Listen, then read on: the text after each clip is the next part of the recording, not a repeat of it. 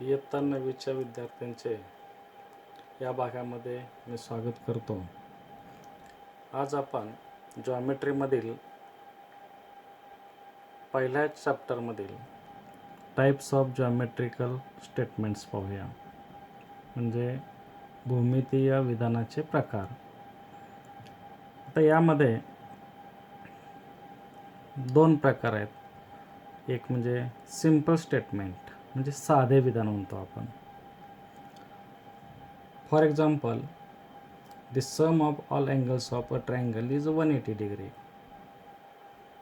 त्रिकोणाच्या सर्व कोणांच्या मापांची बेरीज 180 अंश असते. हे साधे विधान आहे. आणखीन एक आपण जर बघायचं म्हटलं, अ prime number greater than 2 is odd.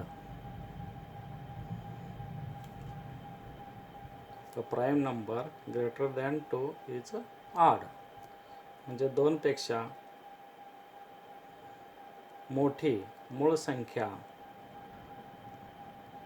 ही विषम असते. चौकोनाच्या 4 कोणांची बेरीज 360 अंश असते. अशा प्रकारची विधानं असतात. ही विधानं साधी विधानं म्हणतो आपण, त्याला सिंपल स्टेटमेंट. दुसऱ्या प्रकारचं जे विधान आहे ते म्हणजे कंडिशनल स्टेटमेंट. आता कंडिशनल स्टेटमेंट ह्या शब्दामध्येच आपल्याला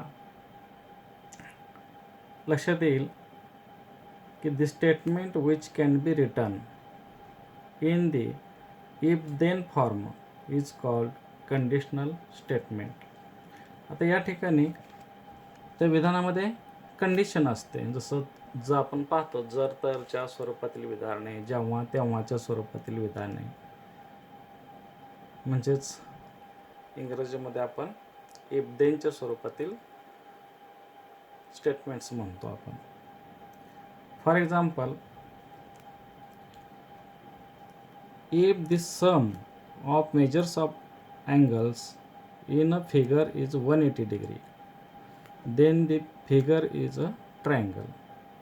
तर या ठिकाणी इफनं सुरू झालेले विधान ते 180 डिग्रीपर्यंत इथून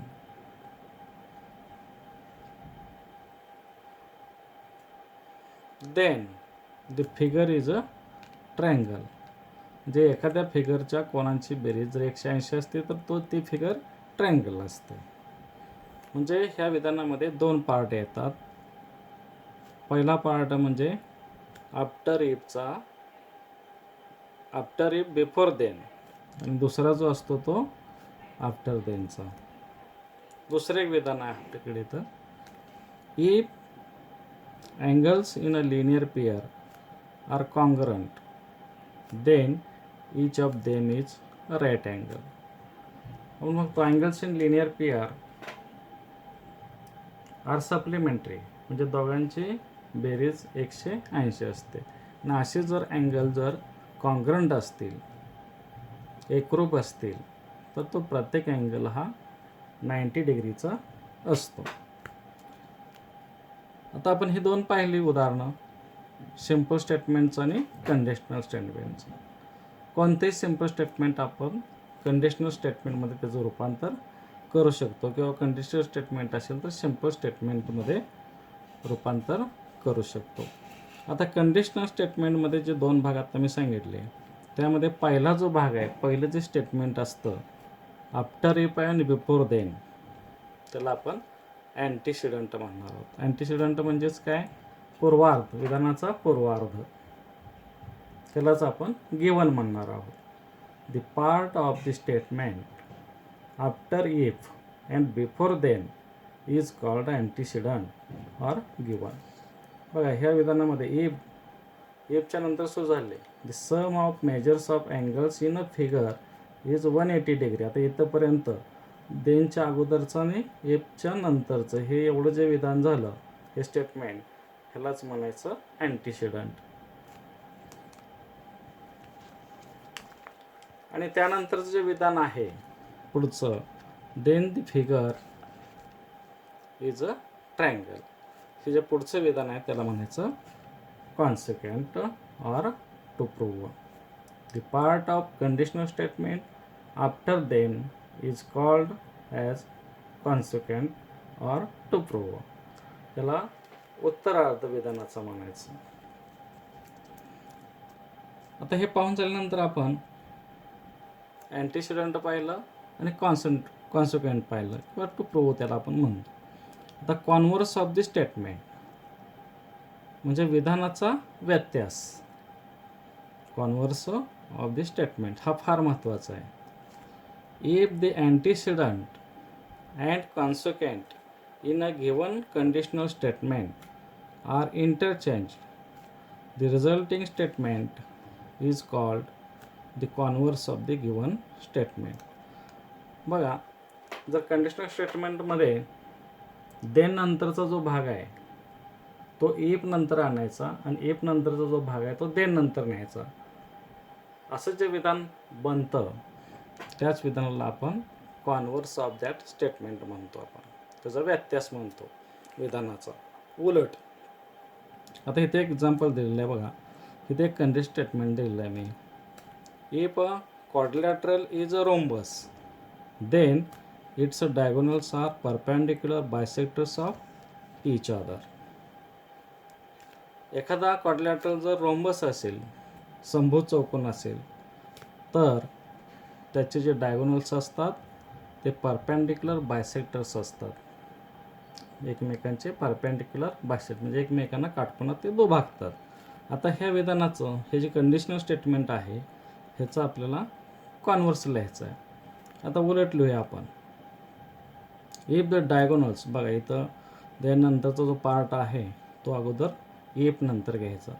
if the diagonals of quadrilateral are perpendicular bisectors of each other, then हे बघा इथून इथला पार्ट आला वरचा, देन नंतरचा हा एवढा पार्ट इफ नंतर आला कॉन्व्हर्समध्ये. हे बघा इथं ईच अदरपर्यंत. Then it is a rhombus. त्या प्रकारचा चौकोन असतो तो रोम्बस असतो. हे त्याचा कॉन्व्हर्स झाला हे कंडिशनल स्टेटमेंटचा. आता काही वेळा काय होतं, कंडिशनल स्टेटमेंट जरी ट्रू असलं तर त्याचा कॉन्व्हर्स ट्रू असतोच असं नाही. आता उदाहरणार्थ बघा, sometimes if a conditional statement is true, its converse is not necessarily to true. आता इथे एक्झाम्पल दिलं आहे, नीट पहा हे example. If a number is a prime number, then it is a even or odd. If a number is a prime number, जर एखादी संख्या मूळ संख्या असेल तर ती सम किंवा विषम असते, इवन ऑर ऑड असते. आता ह्याचा कॉन्व्हर्स जर बघितला आपण, if number is even or odd then it is a prime number. बघा, हा जर ह्याचा कॉन्व्हर्स झाला, हा कॉन्व्हर्स या ठिकाणी ट्रू नाही. प्रत्येक ऑड किंवा इवन नंबर हा प्राईम असतोच असं नाही. आता ऑड नंबर म्हटलं की आपण त्याला ऑड 1, 3 असे जाते, 1, 3, 5, 7 हे ऑड नंबर. आता ह्यातला प्राईम नंबर जो आहे तो एक कॉम्पोजिटिव्ह नाही, प्राईम पण नाही. मग आता लहानात लहान नॅचरल नंबर जो प्राईम आहे तो 2 आहे आणि तो काय इवन आहे. आणि बाकीचे सगळे जे असतात प्राईम नंबर ते ऑड असतात. असा एकमेव 2 हा नॅचरल नंबर असा आहे की तो प्राईम पण आहे आणि इवन पण आहे. तो एकमेव आहे, लक्षात ठेवा. मग ह्याचा जो कॉन्व्हर्स आहे तो हा कॉन्व्हर्स काय झाला इथं रॉंग आहे. पहा, त्यानंतर आपण पाहूया पॉस्च्युलेट्स और त्यालाच ॲक्सियम म्हणतो आपण. आता पॉस्च्युलेट त्यालाच आपण मराठीमध्ये जर म्हटलं तर स्वयंसिद्ध सत्य असं म्हणतो आपण. स्वयंसिद्ध सत्य, जे अशी विधानं आहेत, ज्या अशा प्रॉपर्टीज आहेत त्या स्वतःहून आहेत युक्लिडनं आपण जी भूमिती शिकतोय, जी जॉमेट्री शिकतोय, ती युक्लिडनं, ग्रीक गणितज्ञ युक्लिड हे 3ऱ्या शतकामध्ये होऊन गेले आणि त्यांनी जी लिहिलेली भूमिती आहे, जॉमेट्री आहे, तिचा आपण अभ्यास करतो या ठिकाणी. आणि त्यावेळा ती जॉमेट्री लिहित असताना ग्रीक गणितज्ञ या युक्लिडने काही गोष्टी सत्य आहेत असं मानायचं. जसं आपण 2 आहे, 2 ही संख्या आहे, तर ह्या 2ला काय विशिष्ट काय डेफिनेशन नाही, हे 2 असंच म्हणायचं, इंग्रजीमध्ये असंच लिहायचं, मराठीमध्ये असंच लिहायचं. हे स्वयंसिद्ध आहे. ज्यांनी निर्मिती केली, त्या जी संख्या चिन्ह त्यांनी तयार केली ती फायनल, त्याचं काय प्रूफ वगैरे नसतं. तर असं जे सत्य असतात, स्वयंसिद्ध सत्य म्हणतो आपण, तसं संख्यांमध्ये असतं, कुठल्याही चिन्हामध्ये असू द्यात किंवा युक्लिडनं लिहिलेल्या जे विधानं त्यांनी गृहीत धरली, ह्या विधानाला हे गृहीतच धरायचे आहेत विधानं, तिलाच त्यांनी पॉस्च्युलेट आपण त्यांना म्हणतो. The simple properties which we accept as true are called axioms or postulate. That is the basic facts without proof. त्याचं प्रूफ नाही. जसं आपण पाहिलं, पॉईंट, लाईन, सेगमेंट, त्यांना काही डेफिनेशन वगैरे नाही. पॉईंट म्हणजे एक टायनी डॉट, म्हणजेच पॉईंट म्हणतो आपण. The basic facts without proof are called as axioms or postulate. तर ह्या दोन्हींचा अर्थ एकच आहे. पहा, आता युक्लिडनं जे काही पॉस्च्युलेट लिहिलेले आहेत ते बरेच आहेत, पण आपल्याला ह्या पुस्तकामध्ये आपल्याला फक्त 5 दिले आहेत. त्यामध्ये बरेच असतात. आपण हे 5 पहिल्यांदा बघूया. आपण युक्लिड्स 5 पॉस्च्युलेट्स. पहिलं आहे, there are infinite lines passing through a point. एका पॉईंटमधून अनंत रेषा जातात. हे पहिलं. मग इथे एक पॉईंट दिला, ह्या पॉईंटमधून आपण या प्रकारे अशा रेषा काढू शकतो. There are infinite lines passing through a point. हे पहिलं पॉस्च्युलेट त्याने लिहिलेलं. दुसरं आहे, there is a one and only one line passing through 2 points. म्हणजेच 2 बिंदूतून जाणारी एक आणि एकच रेषा असते. समजा हा इथे एक बिंदू दिला आणि इथे एक बिंदू दिला, तर ह्या 2 बिंदूतून जाणारी ही एक आणि एकच रेषा असते. एक पॉस्च्युलेट आहे. पी आणि क्यू मधून जाणारी एक आणि एकच रेषा असते. आता इथं 1 अँड ओनली 1 म्हणजे एक आणि एकच, लक्षात ठेवा. नुसतं असं म्हटलं, 1 नुसतं म्हटलं असेल तर देअर मे बी इनफायनाईट 2, 3, 1 म्हटल्यानंतर. इथं there is only one line passing through 2 points. फक्त एक आणि एकच रेषा जाते. हे दुसरं पॉस्च्युलेट. तिसरं जे आहे, a circle of given radius can be drawn taking any point as it's a centre. म्हणजे आपण एक पॉईंट सेंटर घेऊन, एका प्लेनवरती एक पॉईंट सेंटर घेऊन कोणत्याही रेडियसनं सर्कल काढू शकतो. पुढचं आहे, all right angles are congruent with each other. म्हणजे आता आपण जर पाहिलं, कुठेही पाहिलं, असं पुस्तक घेतलं तर पुस्तकाला हे 4 कोपरे जे आहेत, ते 4 कोपरे काय आहेत, राईट अँगल. आता हे सुद्धा पेज बघा, इथं राईट अँगल आहे, इथं राईट अँगल आहे, इथं राईट अँगल आहे, इथं आहे. जी चौकोनी जी फिगर आहे, तर त्याला 4 जे अँगल असतात ते सगळे कॉन्ग्रंट असतात. म्हणजेच काय, all right angles are congruent with each other. आता हे सगळे राईट आहेत. पाहिजे या ठिकाणी सगळे राईट आहेत इथं. म्हणजे हे कॉन्ग्रंट टू इच अदर, हे एकमेकांशी हे काय होतात, जुळतात. म्हणजे हे कॉन्ग्रंट आहेत.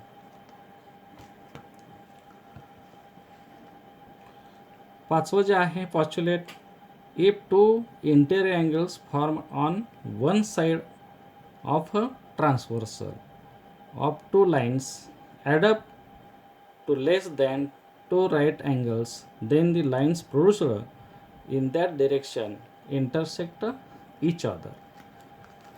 याचा अर्थ काय झाला तर बघा, जर समजा ह्या दोन लाईन आहेत, ही एक आहे आणि ही एक लाईन आहे.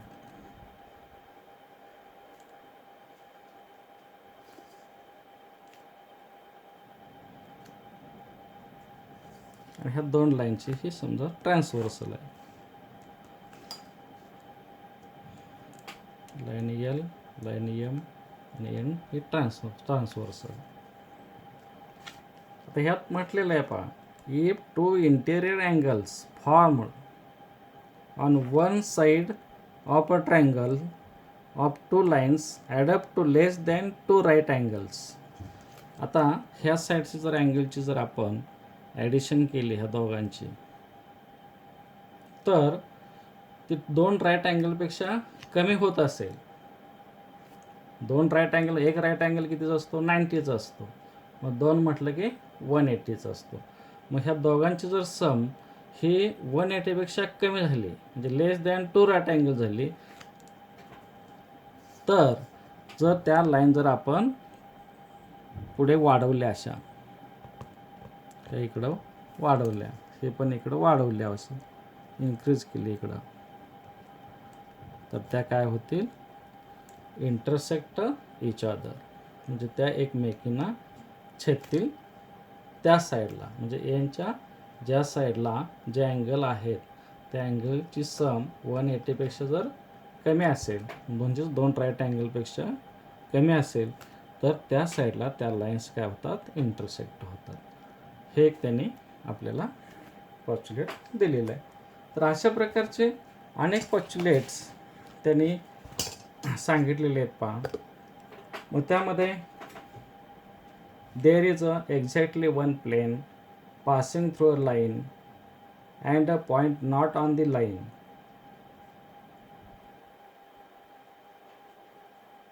There is exactly one plane passing through a line and a point not on the line. म्हणजे एक प्लेन, त्या प्लेनवरती जर आपण एक लाईन घेतली आणि एक पॉईंट तिच्या बाहेर घेतला, तर ती लाईन आणि तो पॉईंट यांना समाविष्ट करणारे एक प्रतल असतं. आता अशा प्रकारचे जे पॉस्च्युलेट आहेत, हे आगाऊ जे आहेत पॉस्च्युलेट, ते देखील तुम्ही शोधायचे आहेत आणि आपल्या वहीमध्ये ते लिहून ठेवायचे आहेत. यानंतर आपण पाहूया थेरम. आता थेरम म्हणजे काय बघूया आपण. त्यालाच आपण प्रमेय असं म्हणतो. थेरम, प्रमेय. The theorem is a statement. Theorem म्हणजे असं ते स्टेटमेंट आहे which can be proved logically with the help of other properties or axioms. Theorem म्हणजे एक जॉमेट्रिकल स्टेटमेंट आहे. ते स्टेटमेंट असं आहे की तर्कशास्त्रानं ते आपल्याला सिद्ध करता येतं.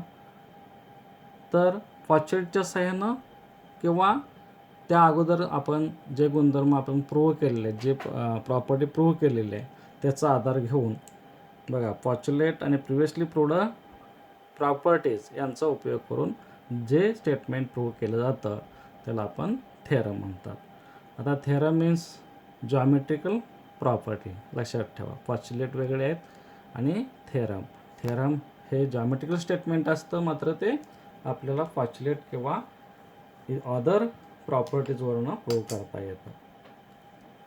आता थेरम म्हटलं की प्रूफचे आपण डेफिनेशन पाहूया. The logical argument made to prove a theorem is called its proof. आपण जे स्पष्टीकरण दिलेलं असतं, जसं तुम्हाला स्टेटमेंट असतं नुसतं, for example the sum of all angles of triangle is 180 degree. आता हे स्टेटमेंट आहे जॉमेट्रिकल, म्हणजेच हा थेरम आहे, हे काय पॉच्युलेट नाही. तर हा थेरम आपल्याला प्रूव्ह करायचा असेल तर आपल्याला त्यासाठी 5 गोष्टी लक्षात ठेवणं गरजेचं आहे. आता त्या 5 गोष्टी कोणत्या असतील? तर पहिली गोष्ट म्हणजे थेरमवरून फिगर पहिल्यांदा काढायची. फिगर, एक number figure to prove any theorem. बघा, पहिलं काय काढायचं तर फिगर काढायची. 2 नंबरला गिवन. आता जे फिगर काढतो त्यावरून आपण गिवन लिहायचं. 10 नंबरला आहे टू प्रूव्ह, म्हणजे कॉन्सिक्वेंट, ते लिहायचं आपल्याला विधानामध्ये. तो कॉन्सिक्वेंट शब्दामध्ये न लिहिता आपल्याला फिगरवरून मॅथमॅटिकली लिहायचा आहे तो. 4 नंबरला आहे कन्स्ट्रक्शन. आता कन्स्ट्रक्शन जे आहे ते कन्स्ट्रक्शन प्रत्येक वेळी पाहिजेच असं काही नाही थेरम प्रूव्ह करत असताना. तर ते काही वेळा गरजेचे पण नसते, काही वेळा गरजेचे असते. तर कन्स्ट्रक्शन ही कंपल्सरी नसते, म्हणजे सगळ्याच थेरममध्ये लागू करावी, कन्स्ट्रक्शन करावी लागतेच असं नाही.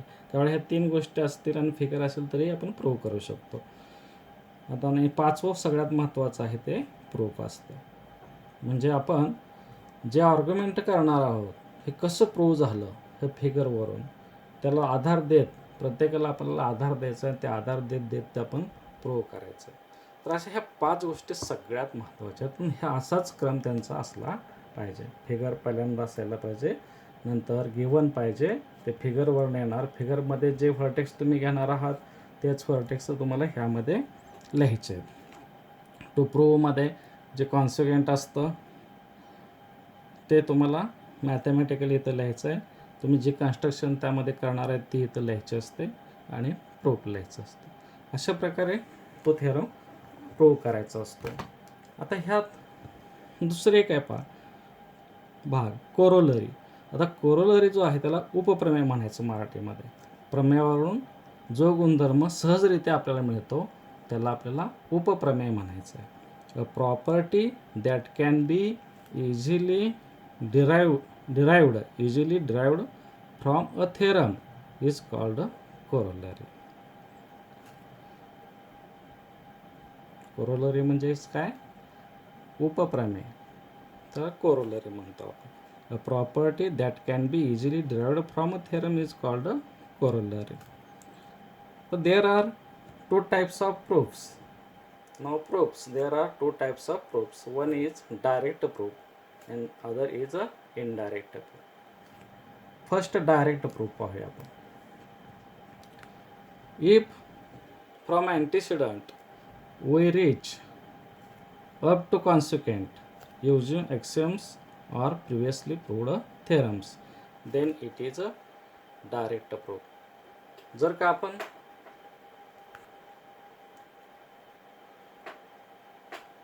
प्रिव्हियसली प्रूव्ड प्रॉपर्टीज आणि ॲक्सियमचा उपयोग करून आपण आर्ग्युमेंट पूर्ण करत गेलो आणि आपल्याला डायरेक्ट शेवटी कॉन्सिक्वेंट मिळालं, तर अशा प्रकारचं जे प्रूफ असतं त्याला आपण डायरेक्ट प्रूफ म्हणणार आहोत.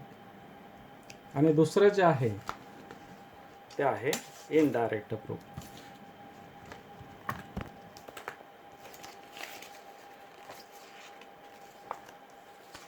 मग आपण एक्झाम्पल बघूया आपण डायरेक्ट प्रूफचं कसं आहे आणि इनडायरेक्ट प्रूफचं कसं. आपण ते असे 2 थेरम प्रूव्ह करून घेणार आहोत. आता indirect proof. In this method we suppose that the consequent is false. जे कॉन्सिक्वेंट आहे ते फॉल्स आहे हे गृहीत धरायचं, आपण मानायचं. And proceed logically and arrive at a step which contradicts either what is given or some well-known fact. Conclusion regarding the truth of the consequent is reached indirectly. आता ह्याच्यामध्ये काय करायचं तुम्हाला इनडायरेक्ट प्रूफमध्ये, तर तुम्ही जे कॉन्सिक्वेंट लिहिलेलं आहे ते कॉन्सिक्वेंट चुकीचं आहे असं समजायचं आहे आणि आपण अशा स्टेपला जायचं आहे की आपलं आलेलं जे उत्तर आहे ते उत्तर आणि त्याने गिव्हन दिलेलं ह्याच्यामध्ये जर विसंगती आली की विसंगती येते त्या ठिकाणी. आणि कशामुळे विसंगती आली, जर ते आपलं जे ॲझम्पशन आहे, आपण जे गृहीत धरलेलं आहे, जे कॉन्सिक्वेंट आहे ते चुकीचं आहे, आपण गृहीत धरून आपण तिथं शेवटपर्यंत पोहोचलेलो आहे आपण. आणि आपण काढलेलं जे उत्तर आहे ते गिव्हन्सचे विसंगत येतं, आणि ते विसंगत आल्यामुळं आपण जे गृहीत मानलं ते चुकीचं आहे. मग त्याने जे कॉन्सिक्वेंट लिहिलेलं आहे तेच बरोबर आहे. शेवटी पूर्ण करायचं या पद्धतीनं ते, आणि त्यांचंच गृहीत धरून मग ते चालायचं. असं ते इनडायरेक्ट प्रूफ असतं.